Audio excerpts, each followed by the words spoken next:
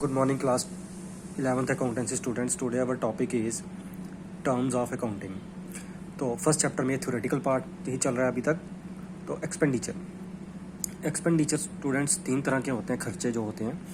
First capital expenditure, revenue expenditure, third deferred revenue expenditure. Capital expenditure वो खर्चे होते हैं जो एसेट्स खरीदने के काम में हम पैसा लगाते हैं, उसको बोलते हैं कैपिटल एक्सपेंडिचर। सपोज करिए एसेट्स कौन कौन से हैं, लैंड खरीदी, मशीनरी खरीदी, प्लांट खरीदी। तो जो भी हमने ये खरीदा ये किस काम में आते हैं, लॉन्ग रन में प्रॉफिट अर्न करने के काम आते हैं, बिजनेस को चलाने के काम आते हैं। तो जो भी एसेट्स परचेज करने में खर्चा आता है और जो जिसका बेनिफिट हमें लॉन्ग रन में होगा उसको बोलते हैं हम capital expenditure. Revenue expenditure same इसका रिवर्सल है।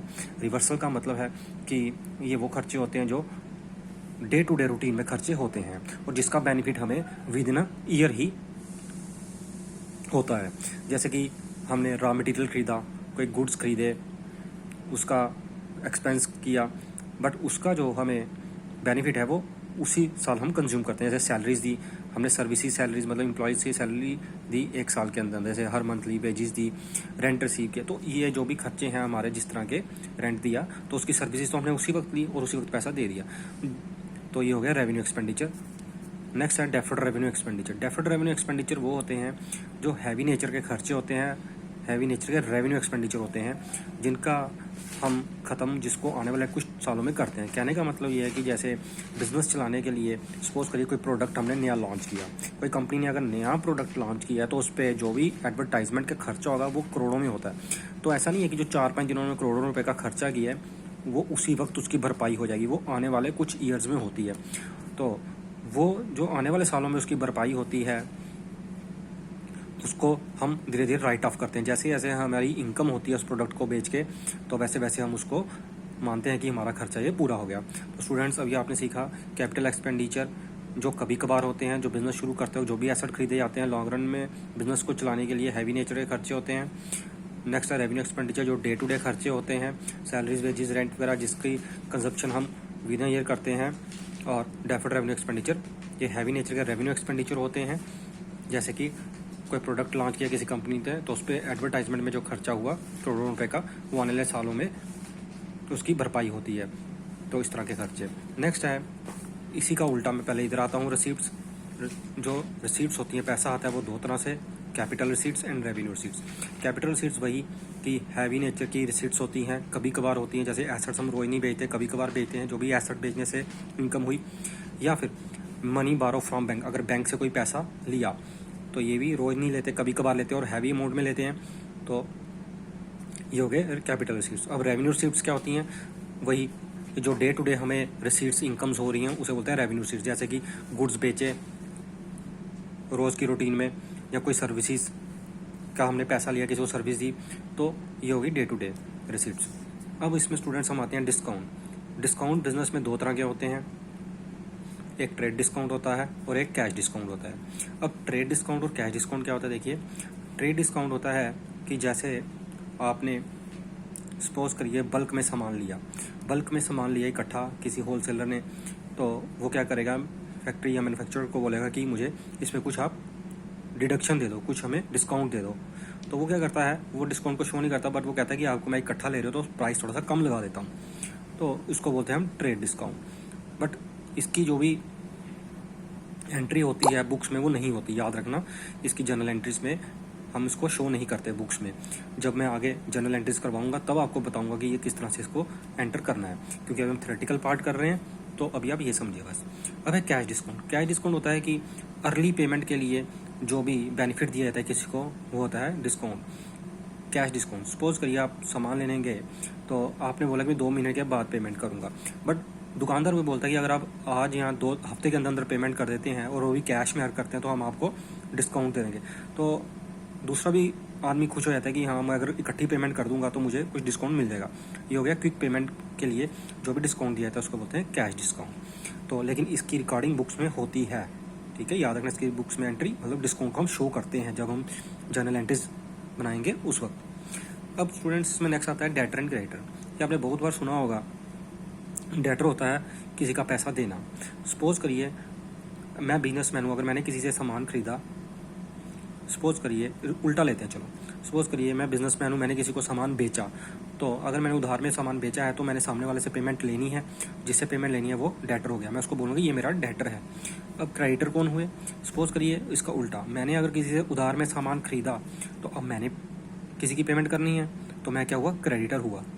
ठीक है स्टूडेंट्स, तो जिसको पेमेंट जी देखिए फिर से सुन लीजिए, डेटर वो हो गया जिससे पेमेंट लेनी है, और क्रेडिटर हो गया जिसको पेमेंट देनी है।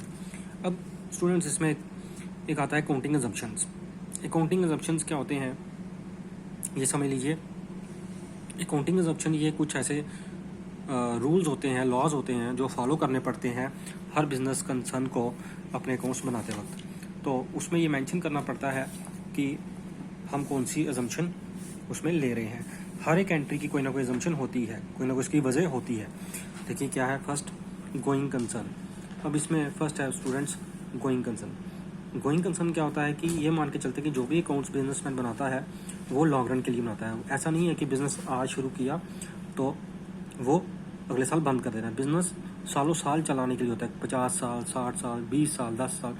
फिर कहने का ये मतलब है कि जो भी एंट्रीज रिकॉर्ड की जाती हैं वो उस पर्पज से की जाती हैं कि उनको आगे भी हमें यूज़ होना है। ऐसा नहीं है कि इस साल किया तो उसके बैलेंसेस वहीं पे छोड़ दिए, उन बैलेंसेस को हमने अगले साल भी कैरी फॉरवर्ड करना होता है, लेके जाना होता है न्यू बुक्स में। एवरी फाइनेंशियल ईयर के एंड के बाद आगे लेके जाना होता है उनको।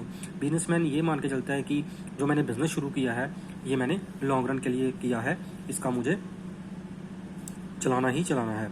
जैसे कि इसकी कोई भी सपोज करो कोई एसेट खरीदा गया, अगर एसेट की एंट्री आज हुई तो उसको हम ओरिजिनल कास्ट पे लिखते हैं, उसकी जो कॉस्ट थी, ठीक है, उस पर लिख दिया। अब नेक्स्ट ईयर हमने उस पर डेप्रिसिएशन लगानी है कि उसकी कितनी वैल्यू कम हो गई, घिस घिस के चल चल के उसकी वैल्यू कम हुई। अब नेक्स्ट ईयर जो उसकी बुक्स में वैल्यू आएगी वो उतनी नहीं आएगी, वो कम आएगी। वो क्यों? क्योंकि बिजनेसमैन ये मान के चलता है कि मुझे जो बिजनेस चलाना है वो लॉन्ग रन के लिए चलाना है। अब नेक्स्ट है कंसिस्टेंसी। कंसिस्टेंसी क्या होती है कि एक ही मेथड अडॉप्ट करना। कई बार क्या होता है कि बिजनेसमैन इस साल कोई और मेथड अडॉप्ट किया किसी चीज़ के लिए, नेक्स्ट ईयर कोई और उसी काम के लिए कोई और मेथड अडॉप्ट कर रहा है, तो उससे क्या होता है कि हमारा जो आंसर्स होते हैं या हमारे जो रिजल्ट्स आते हैं, नेट रिजल्ट, वो गलत आते हैं। और सामने वाले को भी जब हम अपने अकाउंट्स पेश करते हैं, उसके सामने देते हैं, तो उसको भी समझ नहीं आता कि ये कौन सा मेथड इसने अडॉप्ट किया इस साल। तो हमेशा याद रखना कि अकाउंट्स में जो मेथड एक बार अडॉप्ट कर लिया सॉल्व मतलब कोई चीज़ करने का, तो वही सालों साल चलाना पड़ता है। ये नहीं है कि इस साल कोई मेथड अडॉप्ट किया और नेक्स्ट ईयर हम उस मेथड को चेंज करके उसकी जगह कोई और मेथड कर रहे हैं। क्या होता है कि जब बुक्स को कंपेयर किया, जब लास्ट ईयर के कंपैरेटिवली कोई भी सपोज करो कोई खर्चा है, जैसे बिजली का खर्चा है, अगर बिजनेसमैन ने ये देखना है कि पिछले साल मेरा इलेक्ट्रिसिटी का इतना था, इस साल कितना है, तो वो कंपेयर करेगा दोनों मेथड्स को, किस तरह से कैलकुलेशन हुई है। अगर वो मेथड ही चेंज होगा तो क्या होगा? प्रॉब्लम आएगी। आप भी जैसे स्टूडेंट्स अभी 10th से आए हो, 10th में आपने कोई टीचर ने आपको एक चीज़ समझाई, दूसरे टीचर ने दूसरी समझाई, तो आप कंफ्यूज हो जाओगे। तो एक ही मेथड से आप करना पसंद करेंगे, यही चीज़। नेक्स्ट है एक्रूवल मेथड। एक्रूवल मेथड क्या होता है? इसमें जो चीज़ जिस ईयर में होती है उसी साल उसको रिकॉर्ड किया जाता है, चाहे उसकी इनकम हुई या नहीं हुई, कैश गया या नहीं गया। समझिए दोबारा से, एक्रूवल अजम्पशन वो होती है कि जैसे इस साल मैंने कोई गुड्स उधार में बेचे, ठीक है, उधार में बेचे, बट उसकी पेमेंट मुझे अगले साल मिलनी है। तो ऐसा नहीं है कि जब पेमेंट मिलेगी तो ही मैं रिकॉर्ड करूँगा। जब जो चीज़ अक्कर होती है, जब उसकी उत्पत्ति होती है, तभी उसको लिखा जाता है। अगर आज सेल की तो उसकी आज ही एंट्री होगी बुक्स में, सेम डे, चाहे उसकी इनकम हमें 2 महीने के बाद मिले। जब 2 महीने बाद मिलेगी तो हम कैश की एंट्री डालेंगे, कैश हमें मिल गया, बट आज तो मैं उधार की डालूंगा ना।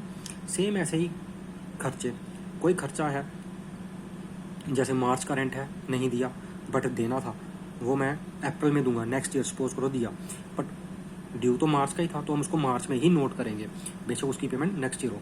कहने का ये मतलब है एक्रूवल अजम्पशन में ये कहती है कि कोई भी चीज़ बिजनेस में हो रही है, जैसे ही वो होती है, चाहे सेल है, चाहे परचेज है, चाहे खर्चा है, चाहे इनकम है, उसी दिन उसको नोट करना पड़ता है, चाहे कैश गया हो या नहीं गया हो। क्लियर है स्टूडेंट्स? तो आज हमने ये सीखा कि देख लीजिए एक्सपेंडिचर क्या होते हैं, 3 तरह के, capital, revenue and deferred revenue expenditure. इसके मैंने आपको एग्जांपल भी बता दिए। उसके बाद रिसीट्स क्या होती हैं, कैपिटल रिसीट्स, रेवेन्यू रिसीट्स, इसके स्टूडेंट्स आपको एग्जांपल्स भी बताई मैंने। उसके बाद हमने किया discount, trade discount, cash discount, क्या होता है ये, क्या रीज़न होते हैं इसके, क्यों इसको बुक्स में शो करते नहीं करते हैं। उसके बाद डेटर्स क्रेडिटर्स कौन होते हैं, ठीक है, क्लियर। उसके बाद हमने पढ़ा अकाउंटिंग एजम्पशंस। ये पेपर पॉइंट ऑफ व्यू से बहुत इंपॉर्टेंट है स्टूडेंट्स। तो इसमें कई बार शॉर्ट आंसर में एक ही पूछ लेता है, बताइए गोइंग कंसर्न क्या है। कई बार तीनों पूरी की पूरी एजम्पशंस पूछ ली जाती हैं। तो क्योंकि बिजनेस में जो भी एंट्रीज बिजनेस में अकाउंट्स बनाता है वो एजम्पशंस के बेस पे बनती है। अब एजम्पशन हमें क्या कहती हैं वो मैंने आपको समझाया। तो स्टूडेंट्स होपफुली आपको समझ आ गया होगा। अब प्रैक्टिकल के लिए बस 1-2 वीडियो ही रह गई हैं बाकी, मतलब कि थ्योरेटिकल पार्ट खत्म होने वाला है आपका। फिर मैं आपको प्रैक्टिकल पे लेके आऊँगा 1-2 अगली वीडियोस और हम थ्योरी की करेंगे। बाय।